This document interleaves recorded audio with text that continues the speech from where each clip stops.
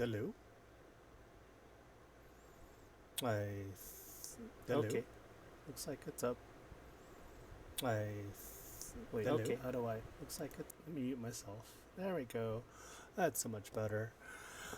I wasn't expecting to do this today, but Facebook reminded me, as if I could ever forget, that uh, today is. Let me pull up my calendar because I'm bad at math.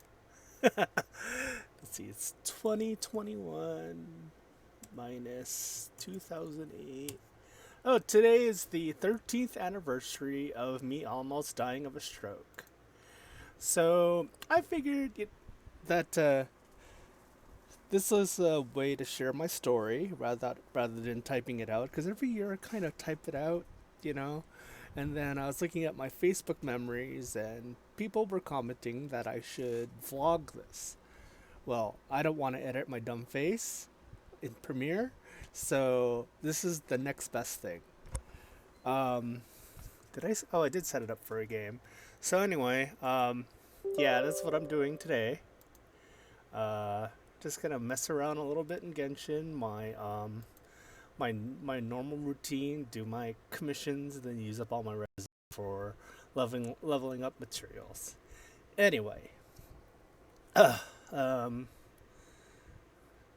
so yeah, while I get the Genshin all uploaded and up blah, blah, blah, opened and stuff, I'll talk a little bit about what happened to me July 3rd, 2008. I went to work that day, and back then I was working at a travel insurance company. Um, Weird. Yeah, I was working at a travel insurance company, and I went to work, and then I think it was a Wednesday, and I can honestly say I wasn't feeling good on that Wednesday, and went to work, and then I met up with a friend, and I think we went to dinner first, and then we went to go watch. Wait, interesting. We went to go watch. What's that movie? What was the name of that movie that I watched? It's got Will Smith in it and Charlize Theron in it. What was the name of that movie? No, Hancock. Yeah, it was Hancock. And, so we watched the movie, and it was like a mediocre 7 out of 10 kind of movie. I mean, it wasn't great, but it had some really interesting parts, and had the dude from Arrested Development in it. And I hadn't started watching that yet, but a little trivia for that. Anyway, so movie ends. Say goodbye to my friend. We go to each to our cars, and I drive home, which was maybe a 6 minute drive from the theater, cause just to drive up the hill, then back down the hill, and then I'm home. So I'm driving back, and I decide to stop at 7-Eleven to pick up a really big Coke Slurpee, which probably isn't a good idea, you know. Well, in hindsight, it probably wasn't a good idea. Anyway, so I pick up my Slurpee and start drinking it on the way home, and then my head starts to hurt, and I think, oh, okay, um, that's just brain freeze. So I get home, and to get to my room, I have to go through the entire house and then through the family room, and there's a sliding glass door that I went through to get to my room. And I got to the family room, and all of a sudden, my whole left side decides to start losing sensation. So I kind of fell down, and that was fine. I didn't hurt myself falling down. And let's get the game started. Alright.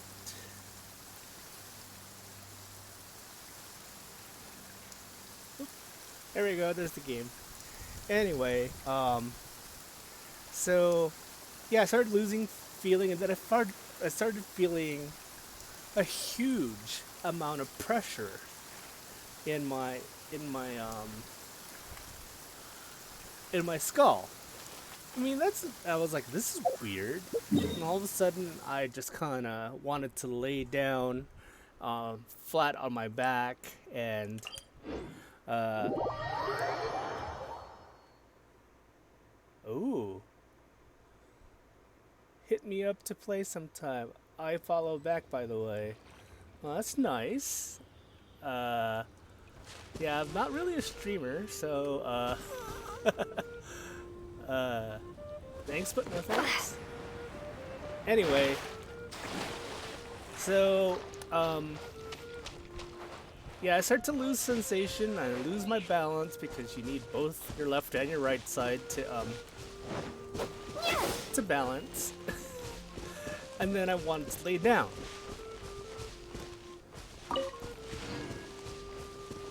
And so then I laid down on the hard tile and I started to feel a little bit better.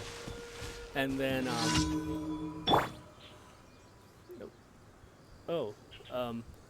what else? Oh yeah. So I started feeling a little better and then I pass out. The next thing I remember is hearing my grandmother saying, "Hey, why don't you go to your room?" And I was like, "I don't want to get up." You know how it is when you're just on the ground, like, I just don't want to get up. So I pass out again, and I hear my uncle say, "Are you okay? Are you okay?" And I'm like, I don't know what the big deal is. Leave me alone. So, yeah, and then next thing I know, I hear some, what I can assume after the fact were the EMTs are like, "Oh, what kind of drugs are you on? What kind of drugs are you on?" And I remember being like, "Fuck you, I don't do drugs. Just tell us. Just tell us what drugs you're on." And I'm like, "I think this is happening because I'm not taking my drugs." So I didn't say that because I was like, at that point, I'm like so pissed off I don't want to talk. So I was like, then seriously, I was thinking to myself, "Fuck you." And and then what happened after that? Let's go change to Lisa. And after that, I assume they loaded me up in the ambulance. And I heard the sirens of the ambulance. Eye of the storm? Where is the Eye of the Storm?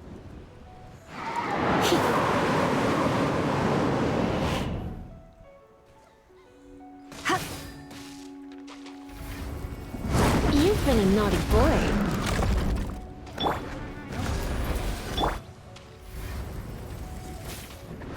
You're in for a little shock.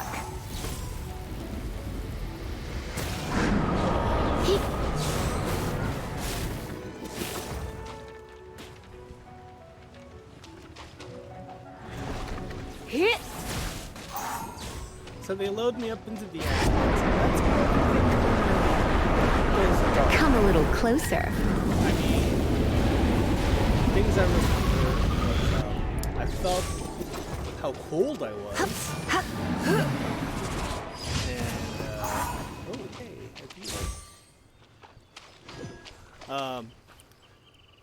I remember hearing the hum of what I just assumed was now after the. A lot of this is going to be after the fact because during the progress of my not of dying, I just wasn't really like lucid at all. So I wasn't lucid at all. But after the fact, I'm be able to piece all this together from sensations that I remember, and. Yeah, I remember hearing the hum of the MRI machine. I remember feeling really cold, especially around my leg area, and putting two and two together. Turns out it was because I was in one of those, what are they called? Hospital gowns. So, I remember that stuff, and then the next thing I remember after all that stuff was,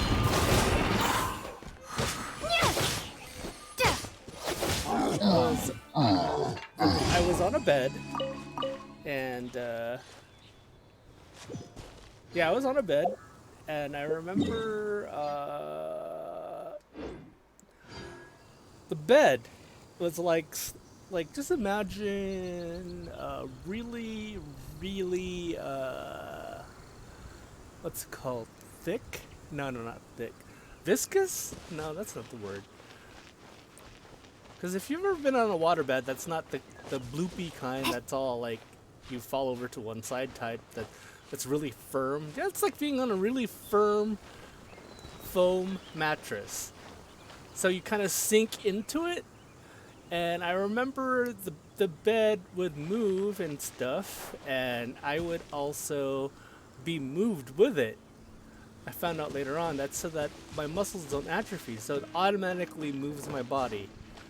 And I believe the reason for that, they were doing that, was I had been in a coma for 8 days, which I didn't confirm until years later that I was in a coma. So, and yeah, as a matter of fact, I was at a funeral. I was at a wake when I asked my friend who was at the wake, "Hey, was I in a coma?" He's like, "Yeah, Ben, you were in a coma." I'm like, "Oh, well, I didn't know. You know, I was in a coma. How am I?" I mean, when you're in a coma, you're not aware that you're in a coma. You're just sleeping. I mean, yeah, it was basically like sleeping without dreaming. There's just a lot of blackness, and it's like, because if you know anything about human brain, it's recording all the time. It's just like doing surveillance all the time. And when I was in the coma, the DVR stopped recording, and I have like little flashes because it just come little bits of memory, like feeling cold and hearing the hum of the MRI and the CAT scan machine, stuff like that. It was little tiny things, maybe flashes of maybe 4 or 5 seconds each, but yeah. Where am I going now? So anyway, I hate these ones. So where was I? Oh yeah, beds was moving me, and then I opened my eyes, and then people were like, "He's waking up! He's waking up!" I'm like, "Where the hell am I? And why are there all these people in my room?" And the first thing they did, and this sucked, or blue, depending on how you look at it. One of those strongholds? Where am I Did going? something horrible happen again? Follow the key. The first thing they did was de-intubate me, and that is horrible. I mean, that's like waking up to like a tube down your throat, and they take it out. Where am I? And it made the scorching sound that I'll never forget. And then, where am I going now? Oh, okay. So, they de-intubated me, which is taking the breathing tubes out of my mouth. And then they had me identify everyone in the room. And surprisingly enough, my mom was there. And by this point in my life, I hadn't talked to my mom for like a good 9-10 years. So my mom's here. Uh-oh, I'm in trouble. Yeah, it must have been super serious if my mom's here.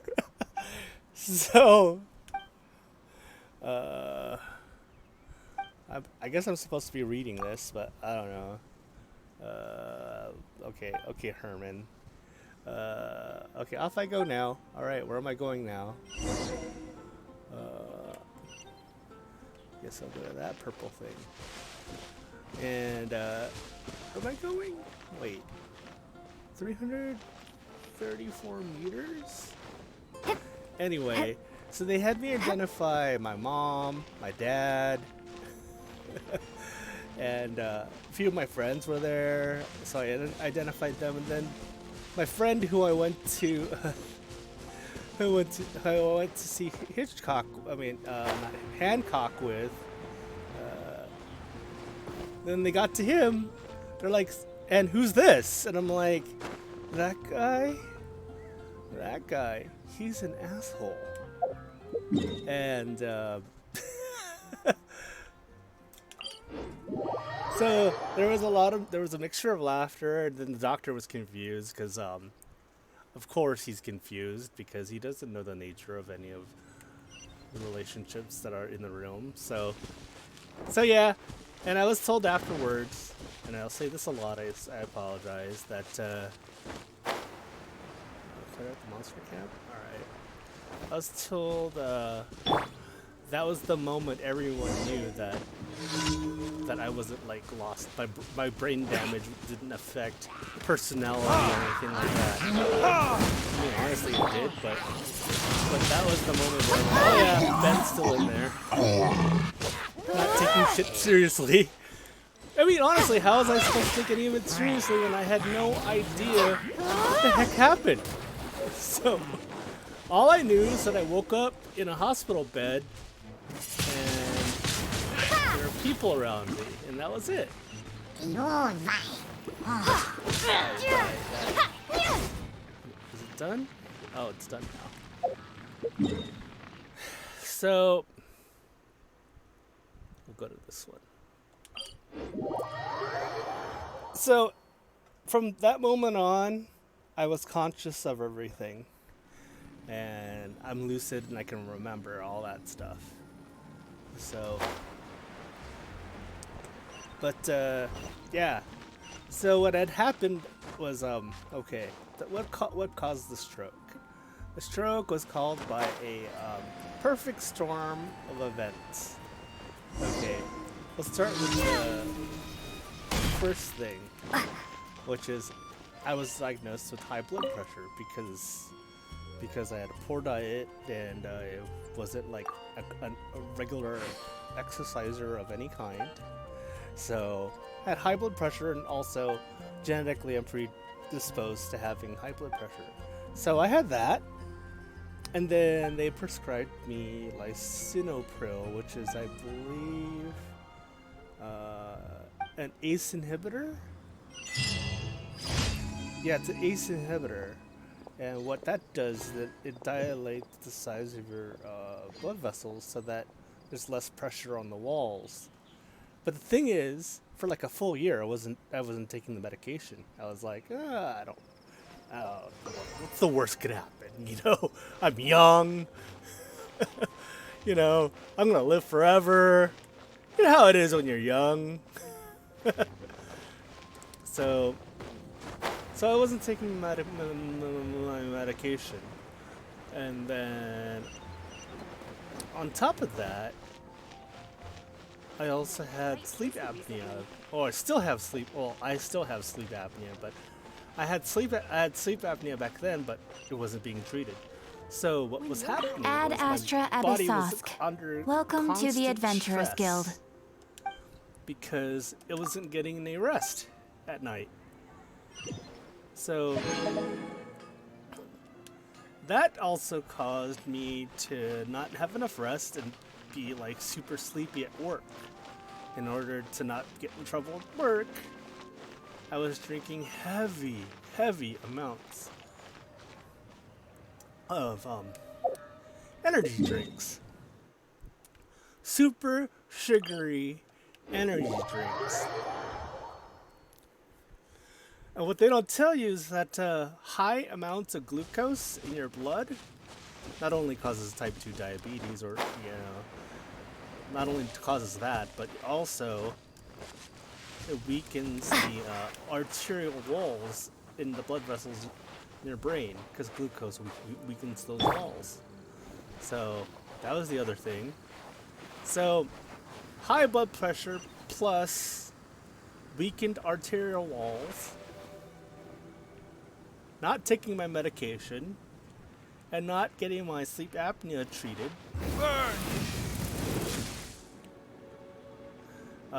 All contributed to a perfect storm to cause a stroke for me.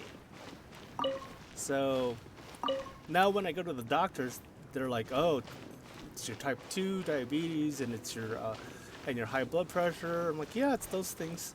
but it's also I'm taking my medication, and I am regularly having my sleep apnea treated by having a CPAP machine that I use daily. And so it's not even like, to me it isn't like all right, well, the chances of it happening are much slimmer because two of the three things that contributed to the stroke are being taken care of. On top of that, I'm also doing something about my blood sugar. So I'm taking medication for that, and I take those every day. And a big part of it was I wasn't taking my medication, and the sleep apnea wasn't being addressed. So there's that. So the aftermath, the consequence of having a hemorrhagic stroke. Oh yeah, I haven't said what type of stroke I had. It was a hemorrhagic stroke. Most common strokes are clot-based, causing a blockage. Mine was just not just a bleed. It was a bleed, and as far as strokes are concerned, that's the worst one. I mean, they're all bad, but yeah, this one was supposedly the worst scenario for mortality. You know, because with a clot, you can just break the clot and then cause blood to flow again. But with a bleed, it's a lot more difficult. So I had a bleed on the right side of my brain, which caused left side paralysis. And I think I was paralyzed from beginning of July to the end of August, I think. I'm not even sure what the timeline is, but I can say that it seemed like forever. So it seems like it was like forever. I told, oh man, and I mean, part of it is like one of the most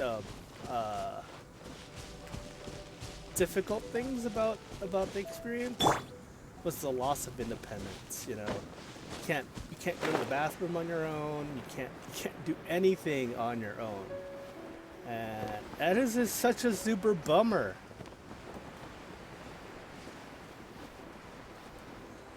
So yeah, I was paralyzed for at least a month. Windblade! And the first thing I had to learn how to do was learn how to sit at the edge of the bed. I remember that was like the hardest thing ever to do. Just sit at the edge of the bed, don't fall off. And that was rough. And then after about a week, I was able to do it. Windblade! Time for retribution! Oh, he really took it there. I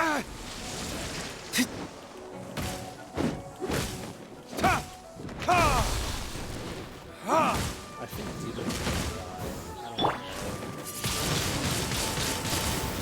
Prepare to be blown away!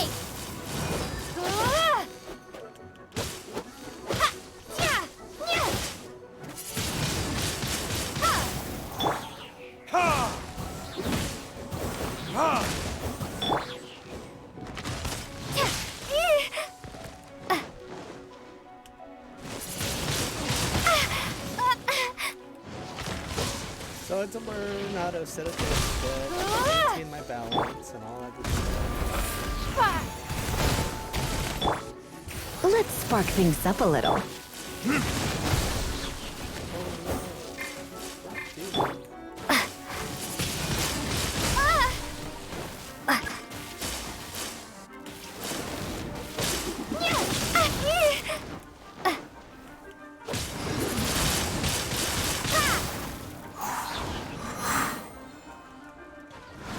Maybe I wasn't meant for this world.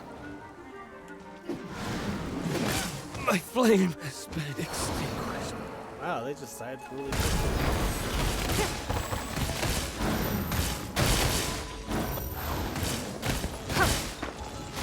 So after that, I was moved from the hospital to the rehab center that was built into the hospital itself. They had their own separate, what was it called? A rehab center. So I was in there for about, I think, a month, and that's where I learned how to walk again. And they gave me this huge stick to walk with. And yeah, I learned how to walk again. And then after that, I had a series of different things I had to do. Like I had to go to we had physical therapy, occupational therapy, and speech therapy. Physical therapy kind of speaks for itself because it's physical therapy. Occupational therapy is like physical therapy, only that it deals with specific things. Yeah, it deals with specific things. Like, what's an example? In a of trade war, the occupational? perfect hunter leaves no trace. I can't think of an example of occupational therapy. And speech therapy is exercising of the mind, which was the most fun for me because I had a lot of fun doing all those brain teaser tests and kicking their asses to the point where the speech therapist had to actually ask me if I had a brain injury. I'm like, I'm not sure. Nobody showed me any MRIs. Nobody showed me any medical charts or anything. So basically, I'm just taking you guys' word for it. So, yeah. So yeah, after what they do when they put you into that rehab center is they have all of your doctors, all of your nurses convene for a first meeting, and they all like say, okay, this is Ben's progress, he's able to do this, he's able to do that, we predict this is how long it's going to take for him to be discharged. And they told me something like 8 weeks to be discharged. I'm like, 8 weeks? That's like 2 months. And they're like, that's exactly 2 months. I'm like, okay. No, You're I'm in sorry. for a little I got shock. things to do. Wait, what happened? The hard way?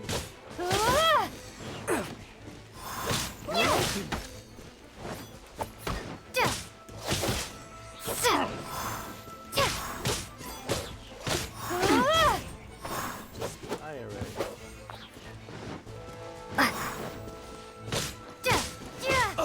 So yeah, they eventually came to the conclusion that it would take something like 8 weeks for me to be discharged from the hospital. And I'll tell you, being in the hospital is kind of like prison-like.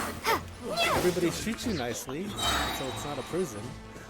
But everything is so monitored, you can't do anything, you're stuck in the bed when you're not in therapies. And it wasn't, honestly, well, it's not supposed to be a fun time, but it wasn't a fun time. So, but yeah. Okay. Where's the next one? It's up there. Yeah. So, yeah.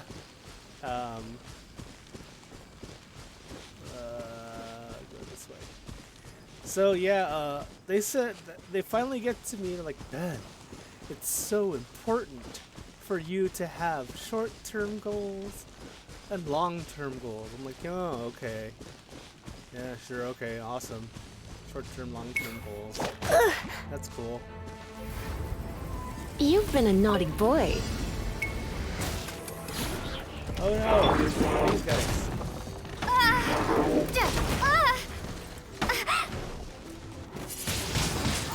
Windblade!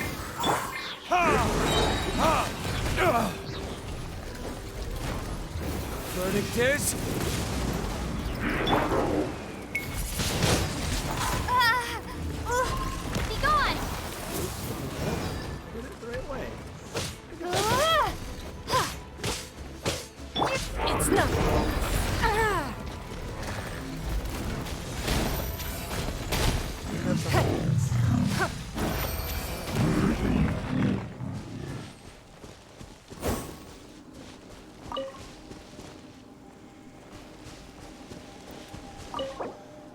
So they get to me. They're like, so what do you think? Short-term goal, long-term goal? I'm like, well, after hearing what everybody had said, I do have one thing in mind. I do have one short-term goal.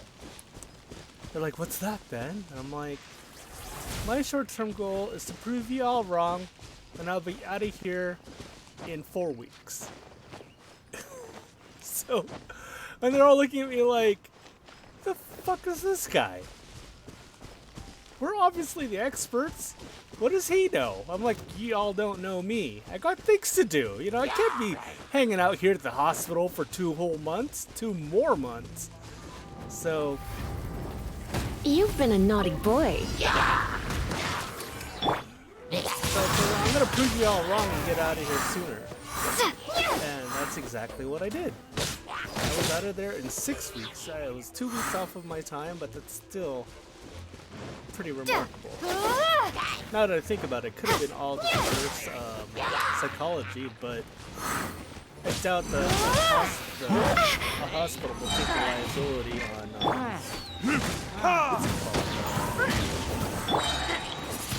reverse psychology. But I was out of there early, and I walked out of that hospital head high and having done the impossible. Now, why do I say having done the impossible? That's because only 1 in 4 survive what I went through, a hemorrhagic stroke. And usually, commonly, the 25% who do survive are in nursing homes for the rest of their lives. And paralyzed and all that stuff. But not me. But yeah, that's basically so I was out of there for out of 6 weeks, got my freedom back. And after all of that, find out that California will if you lose consciousness in a certain way, like a stroke or something, you have to retake the driver's test, and so that they can evaluate whether you're able to drive without losing consciousness. So I had to take the driver's test again, and the lady who administered the test told me that the test that I took is much harder than the one 16-year-olds take. And I'm like, how harder? I'm like, oh, there's an extra component to your test. And the test, what's the word? It's losing words. Consisted of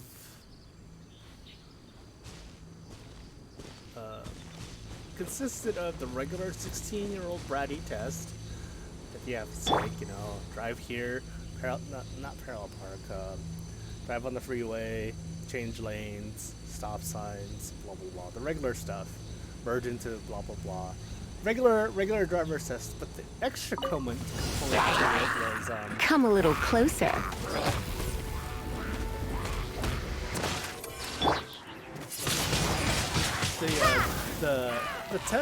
the test proctor else had me drive to like a random area and then challenged me to find my way back to oh, you, I don't like you. Surrender and I'll be gentle. Windblade!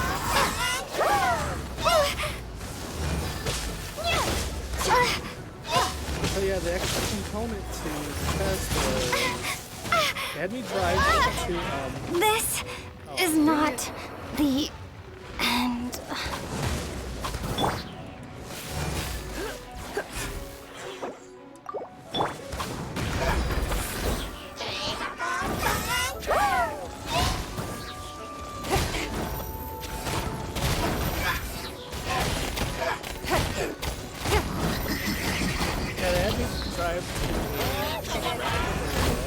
And then challenged me to climb D&D from there. I mean, it wasn't hard, but I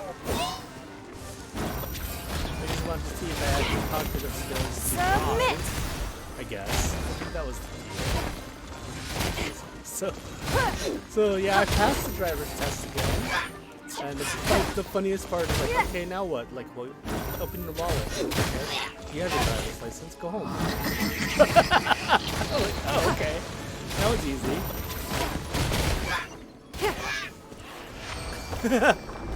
So, had to do that. And also, after I was discharged, I had to do some outpatient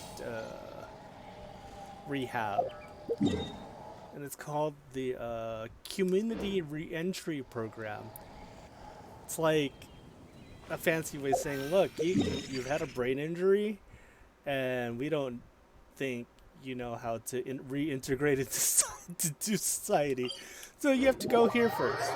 And then I went there first. I went there, and it was the same. It's more physical therapy, more occupational therapy, and more speech therapy. That's all it really was. It was just more of the same, but in a different location. I didn't have to stay there, which is nice. You know, I got to go home every night, which I have to say is a huge difference between being admitted into the hospital. I mean, of course it is. Let's go over here. Wait, is that one closer? I thought this one's closer. Go to this one. No, we'll go to this one. Because I had to do that, and then pass that. But yeah, I had a stroke 2008, July 3rd. And this was my pseudo vlog of what had happened to me.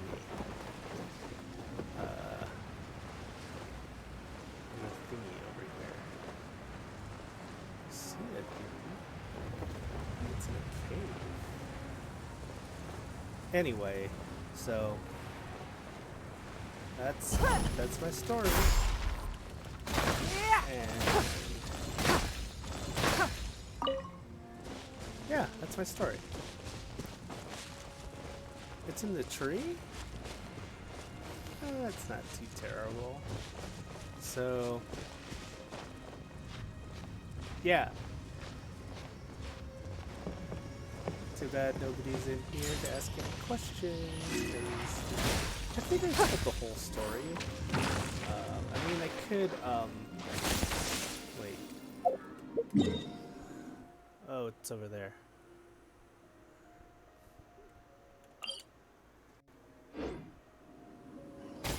Okay. This way. I mean, I could look up the Facebook entries that have it all written down, but you know, I'm not gonna do that. Look it up right now, in case I'm missing any details. Because you know, the devil is in the details. Facebook.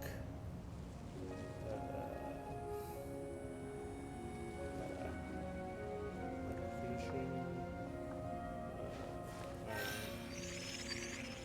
Going here to the menu. La la la.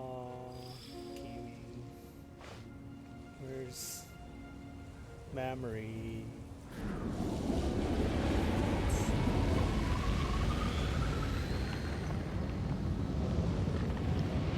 Oh, there's a tornado there. I thought it wasn't. Intracranial hemorrhage. That kind of speaks for itself. It's a hemorrhage inside your brain, in your cranium, which is your skull. Yeah, almost died. 1 in 4 survive. Was I lucky? I don't think so. Luck would be actually dying.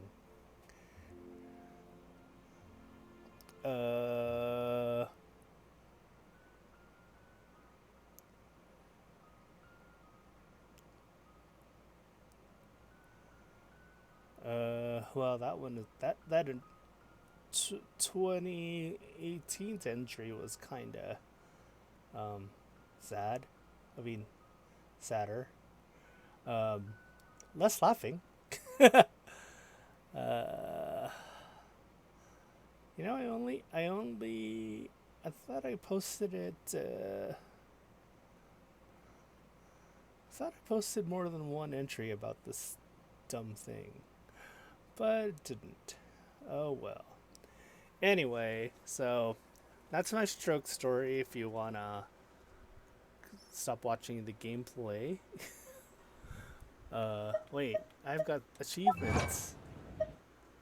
Alright, Wonders of the World.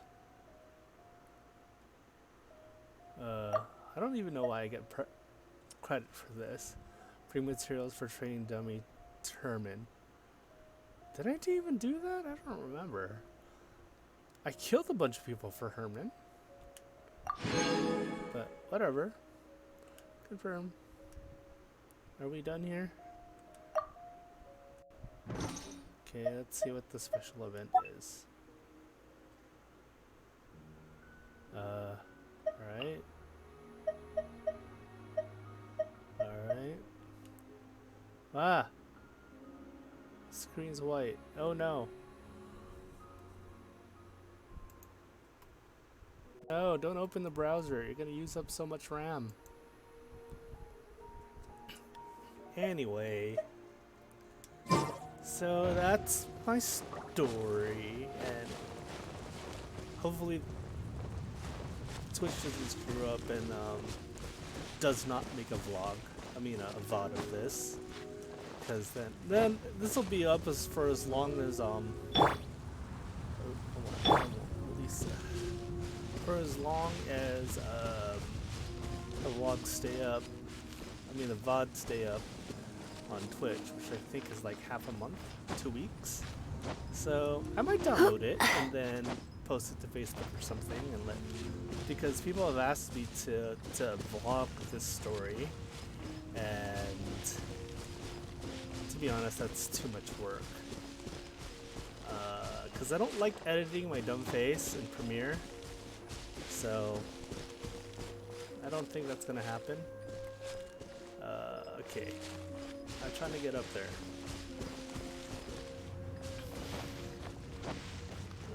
Alright, is there another way around? Wait. Is it over there? Because that would be really dumb.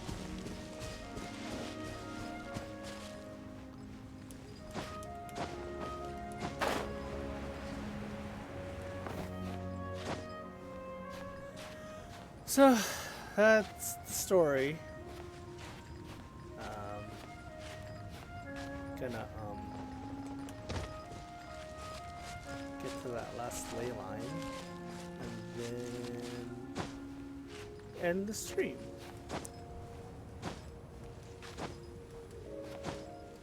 Hurry up.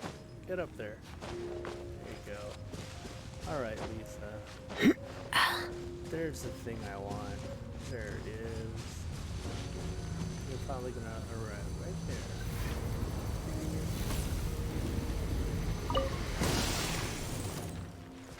Where are they? You're open! Ow.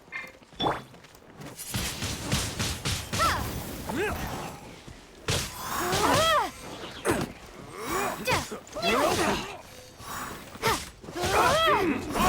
Broken?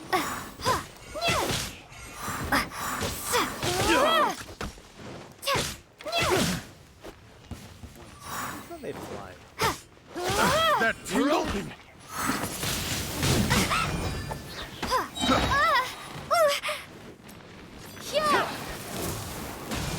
Look at the flying. You're open! Test the wrong test subject. You're open!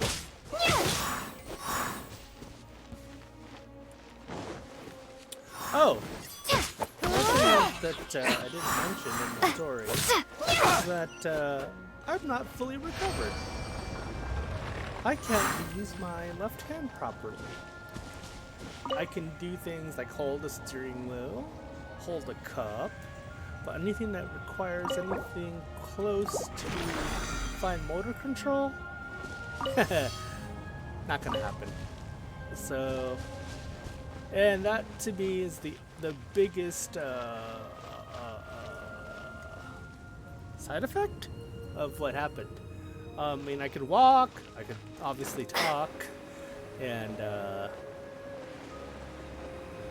I can walk, I can drive a car, I can drive a manual transmission car if I want to. I mean, I have full, what's it called? It's not fine, that's the opposite of fine motor control. But I have full, control over my legs. The other thing is that sometimes, well, you've probably already noticed it in the stream, is that if I am thinking faster than I can speak, my words will my words will kind of get bottlenecked, and they'll just come out with you know. That happens too. And the other thing, my left leg gets fatigued so fast. I walk more than 3 miles, my leg will just drag. It won't lift up off the ground, you know, like for normal gait and walking. So yeah, those are the 2 things. I mean, there's a huge chance I'd be paralyzed for life, but no, those are the only things that I can't do fine motor control. Like doing this with the thumbstick is so hard, and it hurts. But you know, the more I work with it, I guess it'll probably come back. I can't do WASD controls on a keyboard because my hand will mash all the buttons all at once because there's no fine motor control. So games that require keyboard and mouse, I can't play.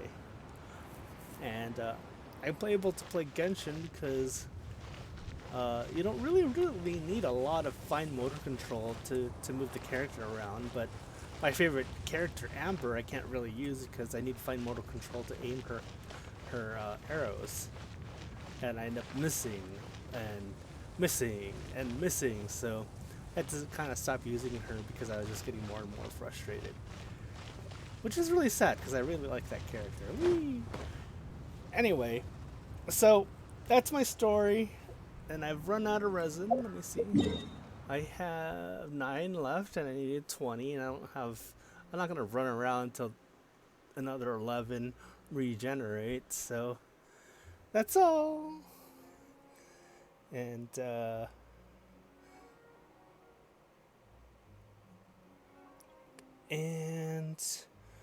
I'm gonna end here. Almost a whole hour, so that's not bad. Also, I have to eat lunch because I'm kind of hungry. Streamlabs.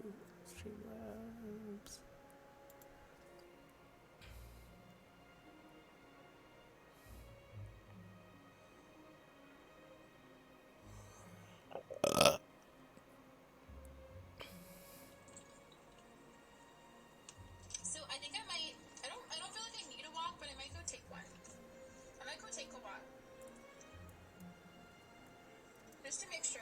The last time I took a walk, what time was it when I took a walk? Like a couple hours ago? We're gonna raid somebody who is having their 1-year stream anniversary. Final Fantasy plushie? Her name is Sweetheart Ellie. About 2 hours ago? And Okay, I found her out from a raid from Ashley. It was Let's almost see. 3 hours ago? Wow, time's really flying. Let me finish this cookie first. So I'm almost done. here we go. And What do go. you want to do when I get back? Do you want to like play something else, or are you okay with this? Like, should we play this for a little bit, or should we switch to Resident Evil? What do you think? It is a protein cookie. Or should we play like marbles, or should we like end with marbles? I feel like, I don't know, but I don't know how many people would still be here around midnight, so it's kind of late.